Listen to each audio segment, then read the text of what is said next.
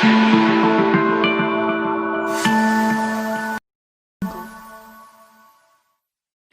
बच्चों, देखिए अब आप मैं के लिए मैं क्या लेकर आई हूँ। क्लास 10th का चैप्टर 13 का एक इंट्रोडक्शन पार्ट में बना चुकी हूँ। उसमें मैंने आपको अलग अलग शेप्स बताए थे 3D फिगर में। तो अब आपको मैं ये बताना चाहती हूँ कि ये 3D 2D और 1D फिगर क्या होते हैं। तो देखिए, पहले तो ये जो हिंदी मीडियम वाले हैं वो इंग्लिश में किसको क्या कहते हैं ये आप लिख लीजिए, ठीक है।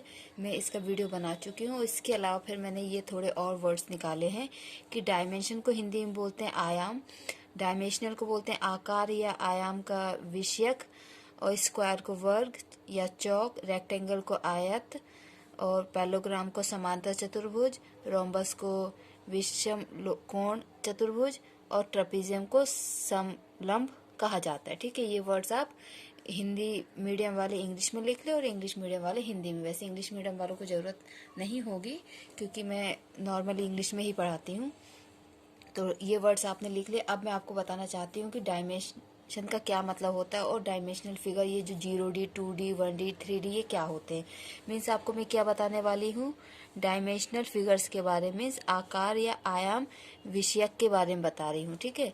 तो देखिए, फर्स्ट आता है 0D। फर्स्ट क्या आता है 0D। D stands for dimension, ठीक है। डायमेंशन या डायमेंशनल भी हम कह सकते हैं, ठीक है। तो 0D वाले फिगर कौन से होते हैं? 0D वाला फिगर सिर्फ एक होता है और वो होता है पॉइंट। वो क्या होता है? पॉइंट। 0D वाला सिर्फ एक फिगर होता है, पॉइंट। क्यों?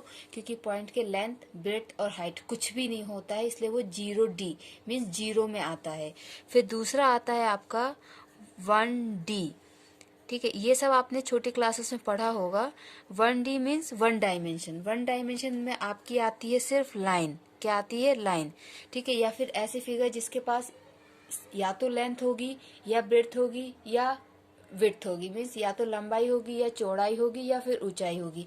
उसमें भी हम एक चीज को थोड़ा बिल्कुल नेग्लिजिबल मान के चलते, ना के बराबर। जैसे अगर हम ये लें कि मान लीजिए ये आपका जो पेपर है, इस पेपर की ये लेंथ है, ठीक है। ये लेंथ हो गई इसकी, लेकिन इसमें इस लेंथ के साथ साथ ये हल्की सी ब्रेड्थ होती है, ये, ठीक है। ये ब्रेड्थ इतनी कम होती है, इतनी ज्यादा कम होती है कि हम इसको ना के बराबर समझ लेते हैं, ठीक है। तो आपके वन डायमेंशन में कौन सा फिगर आएगा? लाइन। आपके वन डायमेंशन में सिर्फ लाइन आता है। तो 0D और 1D तो आपके लिए बहुत सिंपल हो गया। 0D में पॉइंट आएगा और 1D में लाइन आता है। लेकिन लाइन में भी हम क्या करते हैं कि जो विड्थ होती है उसको ना के बराबर मान लेते हैं। जैसे अगर आपने ये लाइन खींची भी है तो ये इसकी लेंथ है, लेकिन इस लेंथ में ये हल्की सी विड्थ है जिसको हमने ना के बराबर मान लिया। अगर आप इस विड्थ को ना के बराबर नहीं मानोगे तो 0D और 1D के कोई फिगर ही इस दुनिया में एग्जिस्ट ही नहीं करेंगे, ठीक है।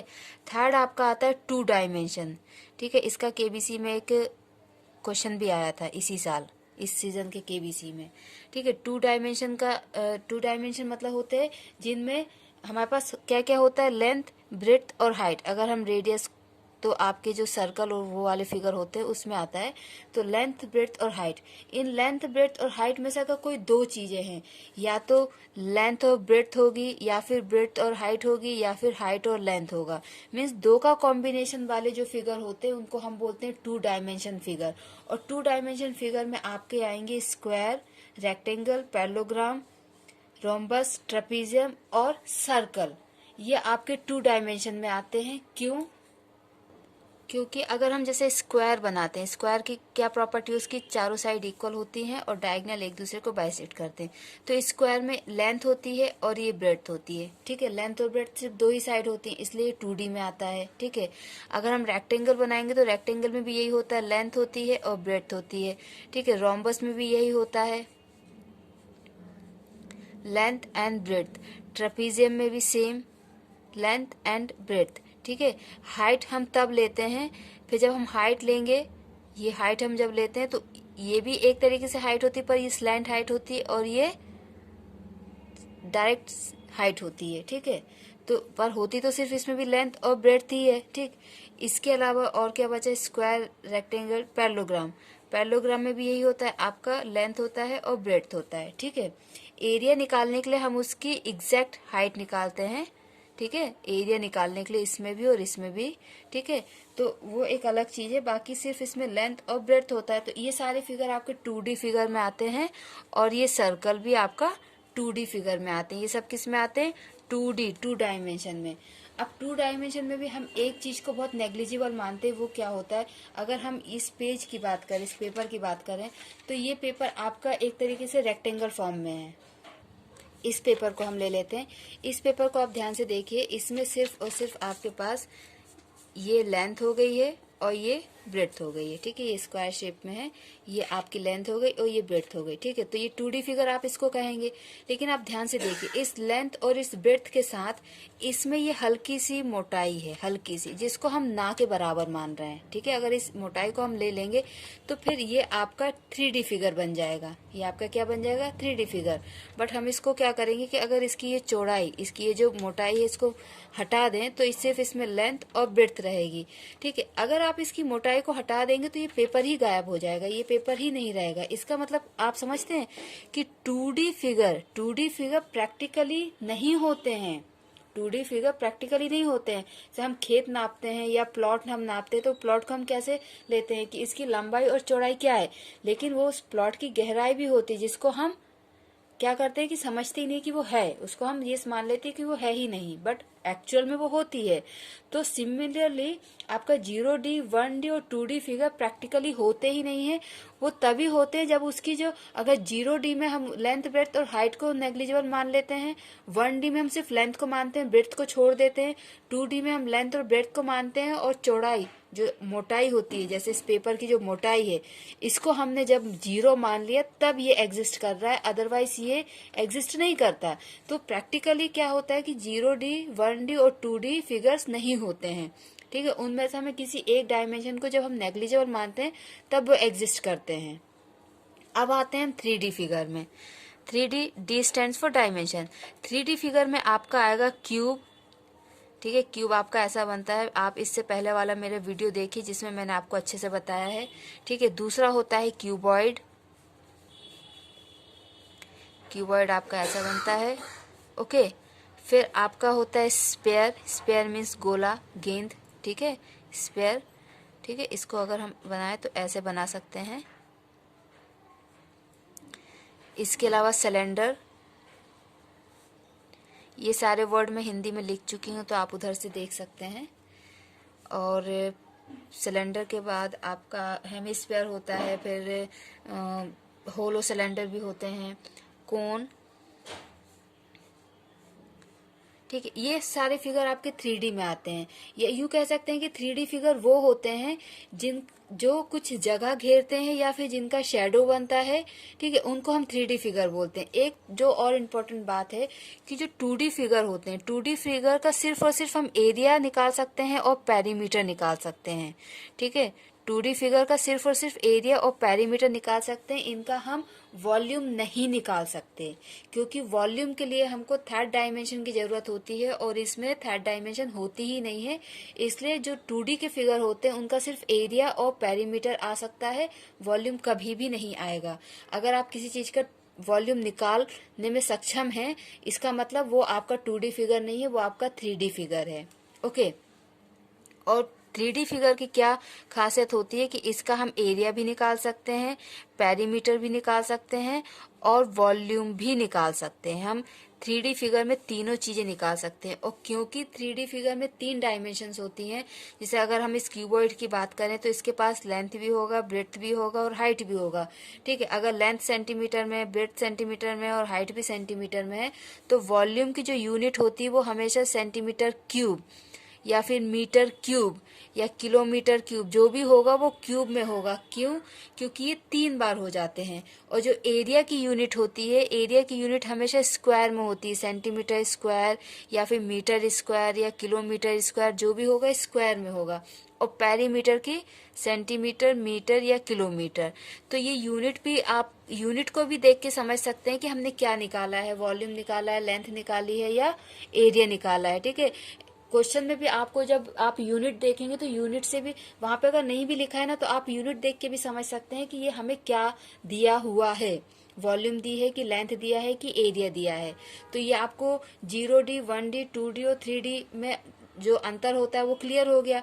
ठीक है, और ये सारे चीजें जो है मैंने आपको प्रैक्टिकली भी दिखाया इससे पहले वाले जो वीडियो हैं।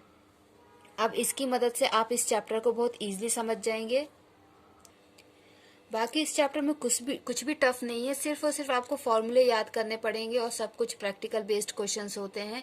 तो अब हम बात कर लेते हैं फॉर्मूलेस की कि इनमें हमें क्या फॉर्मूले यूज होंगे। देखिए, क्योंकि आप क्लास 10th में हैं तो आपको एरिया वाले फॉर्मूले ऑलमोस्ट याद होना चाहिए। जो 2D फिगर्स के फॉर्मूले होते हैं एरिया के, जैसे स्क्वायर, रेक्टेंगल, रोम्बस, पैरेललोग्राम और ट्रेपीजियम, सर्कल, इन सब के पेरीमीटर और एरिया के आपको फॉर्मूले याद होना चाहिए। और अब आपको यहाँ पे वॉल्यूम के, मेनली वॉल्यूम के फॉर्मूले याद करने हैं 3D फिगर्स के। इसमें एक चीज और आपके लिए नई आई है जो ठीक है, वो क्या है आपके लिए, लेटरल कर्व्ड सरफेस एरिया। देखिए, कर्व्ड मतलब क्या होता है, कर्व्ड मीन्स जैसे ये आपका एकदम प्लेन पेपर है। कर्व्ड मीन्स होता है जब कोई चीज ऐसे मुड़ी हुई होती है ना ऐसे, तो ये जो होता है ना, ये जो मोड़, इसको हम बोलते हैं कर्व्ड। इसको हम क्या कहते हैं, कर्व्ड। तो यहाँ पे आपके पास एक कर्व्ड सरफेस एरिया आता है एक वर्ड, और एक आता है लेटरल सरफेस एरिया।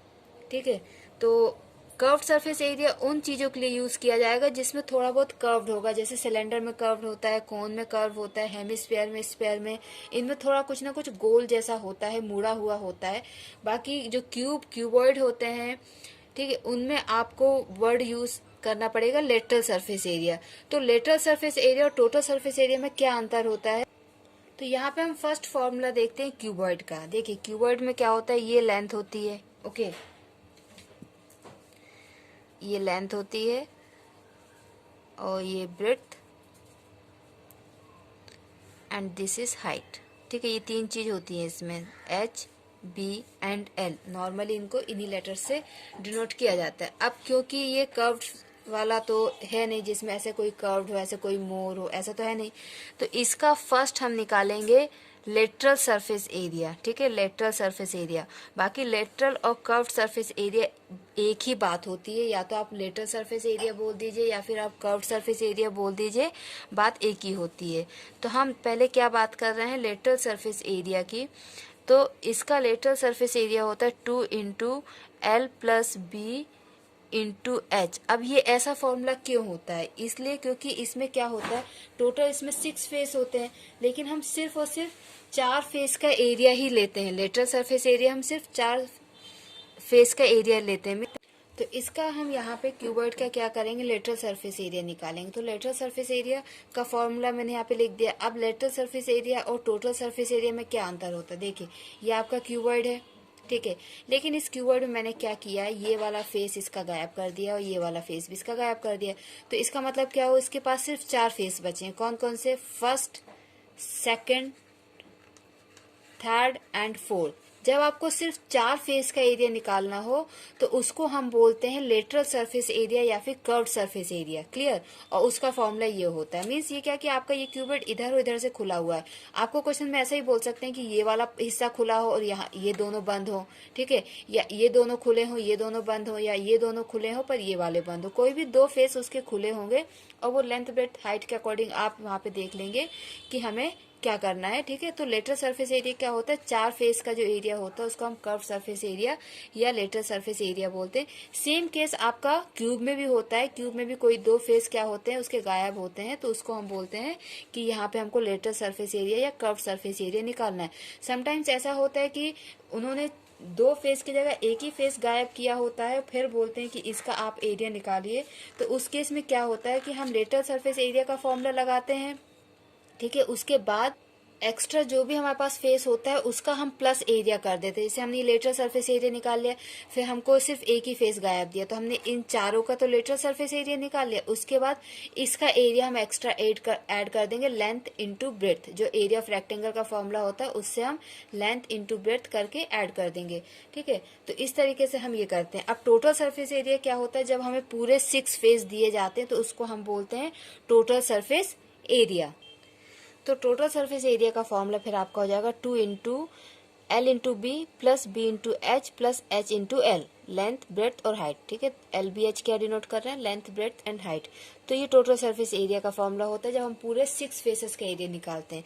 और एरिया हमेशा क्या होता है, स्क्वायर यूनिट में होता है। ठीक है, इस यूनिट क्या होती है, स्क्वायर। ये यहाँ पे मैंने आपको बताया है। ठीक है, ये तो वॉल्यूम का हो गया, ये हो गया आपका एरिया का।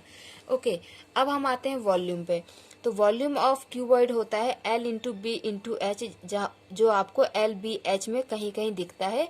तो वो उसका मतलब यही होता है L into B into H. अगर लेटर्स के बीच में कोई साइन नहीं होता है तो वो अंडरस्टूड होता है कि वहाँ पे मल्टीप्लिकेशन का साइन है। तो ये वॉल्यूम का फॉर्मूला होता है और वॉल्यूम की यूनिट हमेशा क्यूब में होती है। ओके, तो ये आपका क्यूबॉइड के तीनों फॉर्मूले हो गए हैं। अब हम क्यूब की बात करते हैं।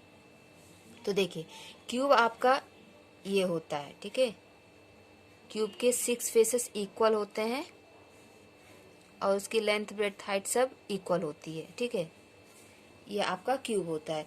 तो क्यूब में भी क्या होता है, लेटरल सरफेस एरिया होता है और टोटल सरफेस एरिया और वॉल्यूम होती है।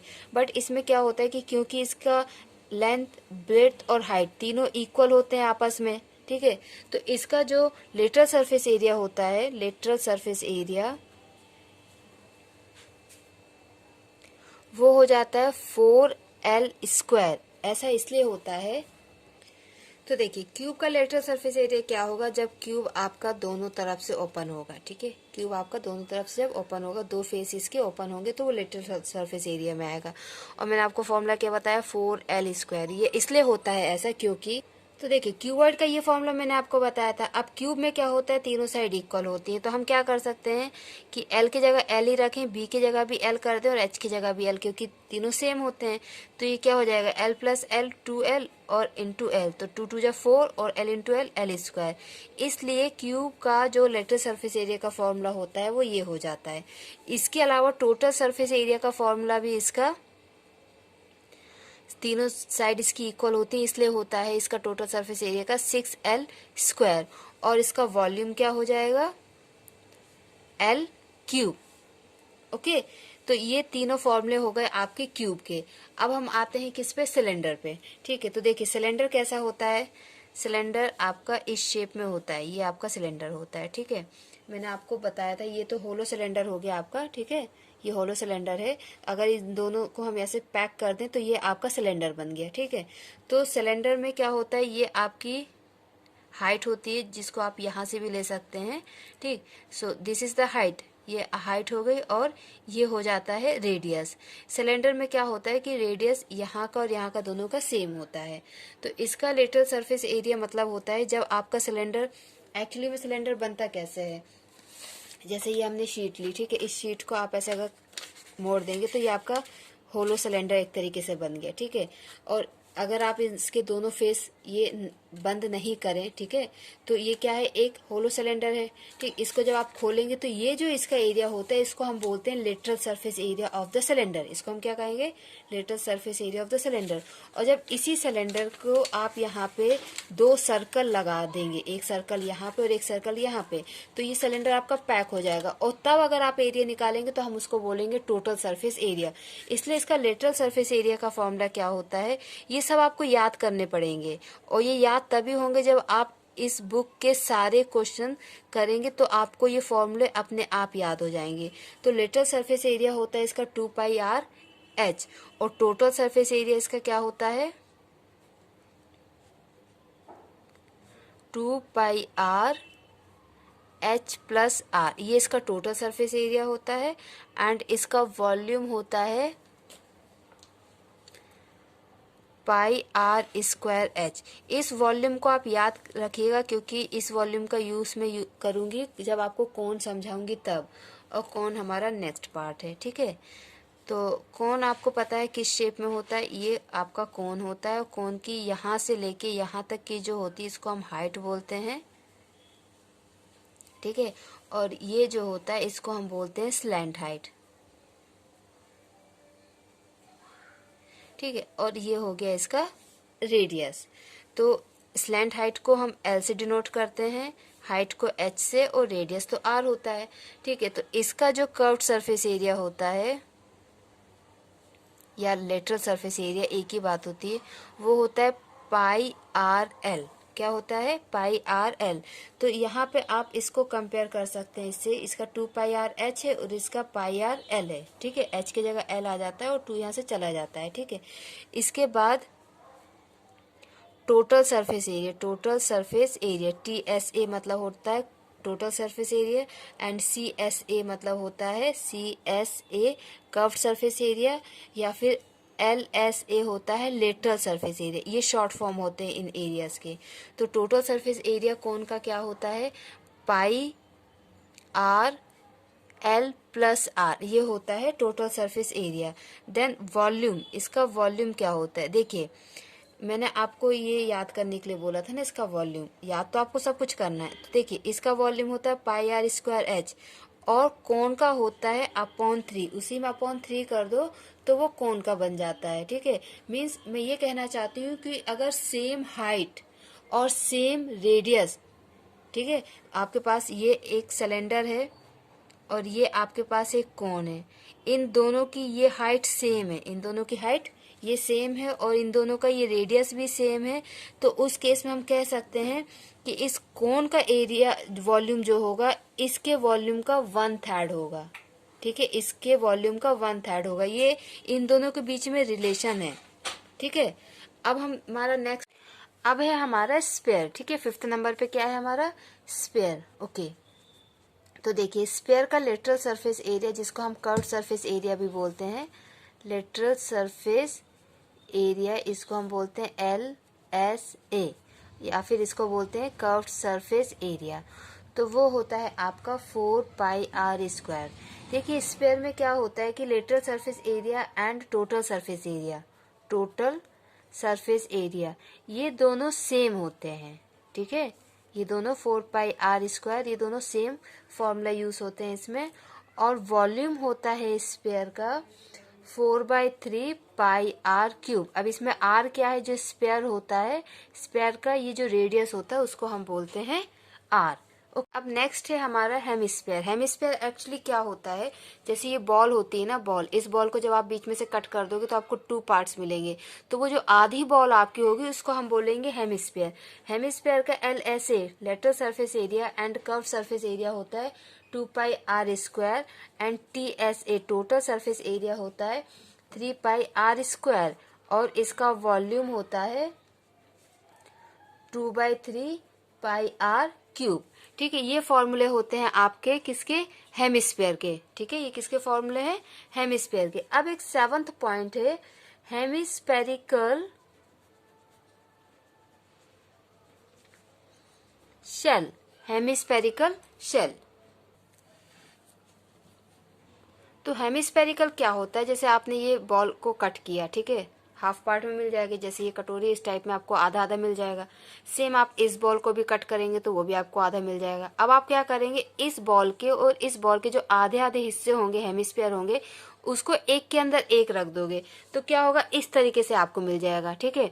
ये आपकी बड़ा वाला हिस्सा हो गया और ये छोटा वाला हिस्सा हो गया, ठीक। तो क्या होगा कि बॉल के अंदर बॉल, जैसे खोखला बेलन होता है ना उस टाइप में, तो उसको हम बोलते हैं हेमिस्फेरिकल सेल, ठीक है। उसमें क्या होता है, ये अगर टॉप व्यू की बात की जाए तो ये आपका छोटा वाला बॉल और ये आपका बड़ा वाला बॉल, ठीक है। और अंदर वाले का रेडियस हम R लेते हैं और बाहर वाले का रेडियस हम लेते हैं कैपिटल R। आप इसको R1 और R2 भी कर सकते हैं। तो हेमिस्फेरिकल का जो CSA होगा वो होगा 2 pi R square plus R square, ठीक है। इसलिए हम इसमें दो नोटेशन दोनों अलग अलग लेते हैं। इसका TSA टोटल सरफेस एरिया होगा इसका 3 pi R square plus pi R square. तो इसमें अगर हम पाई कॉमन ले तो ये हो सकता है pi R square plus R square, 3R square plus R square. और इसका वॉल्यूम होता है 2/3 pi R square minus R square. जो रेडियस ज्यादा होगा उसमें से छोटे वाले रेडियस को माइनस करेंगे। अब लास्ट आपका बचता है फ्रस्टम, जिसको हम छिन्नक बोलते हैं हिंदी में, ठीक है। तो फ्रस्टम ऑफ ए कोन, ये क्या होता है, एक बाल्टी के तरीके का होता है ये। तो इसमें क्या होता है कि एक रेडियस ऊपर होता है जिसको आप स्मॉल आर और नीचे वाले रेडियस को आप बोल सकते हैं कैपिटल आर, ठीक है। और इन दोनों के ये बीच की जो हाइट होती है ये इसको एच बोलते हैं, और ये वाली हाइट जो होती है इसको एल बोलते हैं, ठीक है। ये वाली हाइट यहाँ से लेके ये यहाँ तक इसको एल बोला जाता है। तो अब इन सब नोटेशन के साथ इसका CSA या LSA होता है pi R plus R, okay, ठीक है। Pi L R plus R, pi L R plus R, ये इसका CSA होता है। एंड इसका TSA होता है pi R square plus R square, okay, plus L R plus R, clear. और अगर इस ब्रैकेट को हम खोलें तो ये हो जाएगा pi R square plus pi L R plus R, ठीक है। इस तरीके से ये हो जाएगा स्मॉल आर कैपिटल आर, ये आपको समझना है, ठीक है। और इसका वॉल्यूम होता है फ्लक्स टर्म का, या फिर जिसको आप छिन्नक बोलते हैं, इसका वॉल्यूम होता है 1/3 पाई H R1 square plus R2 square plus R1 R2। इसमें R1 R2 मैंने लिया है जिसको आप बोल सकते हैं कैपिटल आर और स्मॉल आर। तो इसको कैपिटल आर और स्मॉल आर के रिस्पेक्ट में हम लिखेंगे R square plus R1, sorry, capital R and small R, okay. तो ये छिन्नक के वॉल्यूम का फॉर्मूला हो गया।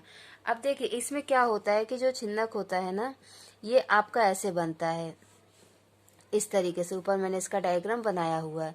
तो इसमें ये L होता है, ठीक है, और ये H होता है, और ये आपका स्मॉल आर, ये कैपिटल आर, या फिर R1 और R2। तो उसमें क्या होता है कि अगर हम इस L की वैल्यू निकालना चाहें, क्योंकि कुछ क्वेश्चंस में L नहीं दिया होता है, तो L इक्वल टू होता है √H plus capital R minus small R square. इस तरीके से हम H निकालते हैं। ये पाइथागोरस थ्योरम के रिस्पेक्ट में ये आपको फॉर्मूला मिलेगा, ठीक है। तो इस तरीके से हम L निकालते हैं। ये फॉर्मूला आप जरूर याद रखिएगा, और ये सारे फॉर्मूले आपको याद रखने हैं, क्योंकि सिर्फ फ्रेस्टम को छोड़ के जितने भी फॉर्मूले मैंने आपको बताए वो आपको क्लास 10th की बुक में नहीं मिलेंगे, क्योंकि क्लास 9th में आपको ये फॉर्मूले ऑलरेडी पढ़ा दिए जाते हैं।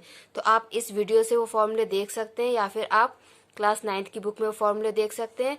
आप अगर इस चैप्टर के आप सारे क्वेश्चन सॉल्व करेंगे तो ये फॉर्मूले आपको बहुत आसानी से याद हो जाएंगे, और क्लास 9th में भी अगर आपने किए होंगे तो और भी जल्दी आपको ये हो जाएंगे। तो आप इनकी प्रैक्टिस करिए, फॉर्मूले याद करिए, उसके बाद इस चैप्टर को प्रैक्टिस कीजिए, और एग्जाम तक ये आपको डैम श्योर अच्छे से समझ में आ जाएगा, अच्छे से हो जाएगा। फिर भी अगर आपको कोई डाउट हो तो आप कमेंट सेक्शन में मुझे कमेंट करके बता सकते हैं। थैंक यू बच्चों, अपना ख्याल रखिए, बाय बाय।